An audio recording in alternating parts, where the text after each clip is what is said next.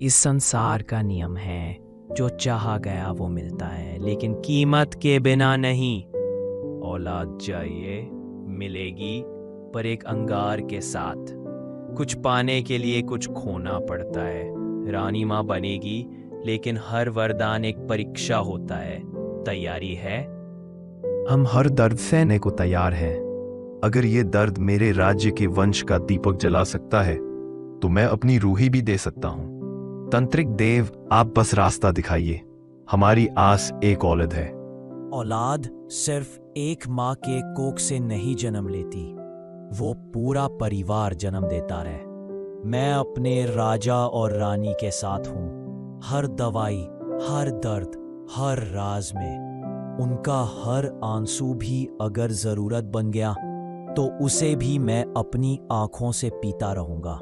ये जड़ी बूटियां और रास ऐसी शक्तियों से बना है जो सिर्फ कोख तक नहीं, आत्मा तक जाती हैं। रानी इससे ग्रहण करेगी, लेकिन याद रहो, जब ये रास शरीर में उतरेगा तब उसका हर अंग पुरानी यादों, पापों और शपान से गुजरेगा।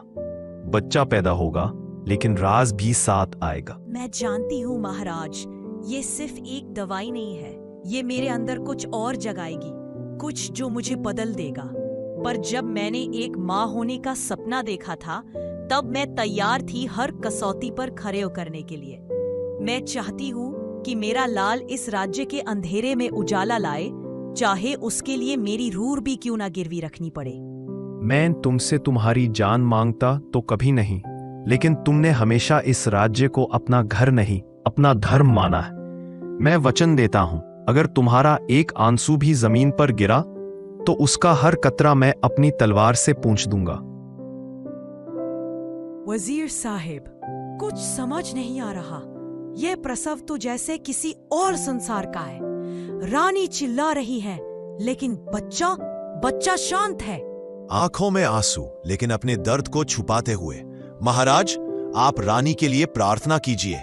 यह समय भले ही कठिन है, लेकिन हर अंधेरा एक उजाले का जन्म देता है। मैं रानी को कुछ नहीं होने दूंगा। रानी इस राज्य की माँ है और माँ मर नहीं सकती।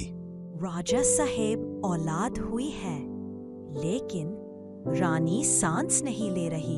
वो गई। उसने तो कहा था माँ बनेगी, पर ये तो कहा ही नहीं कि छोड़ के चली जाएगी। औलाद दी, पर मुझे तन्हा कर दिया। वो गई नहीं महाराज, वो तो इस बच्चे में जीती रहेगी। उसका दर्द, उसका बलिदान इस राज्य का इतिहास बनेगा। और मैं कसम खाता हूं, मैं इस बच्चे को माँ और पिता दोनों की तरह संभालूंगा।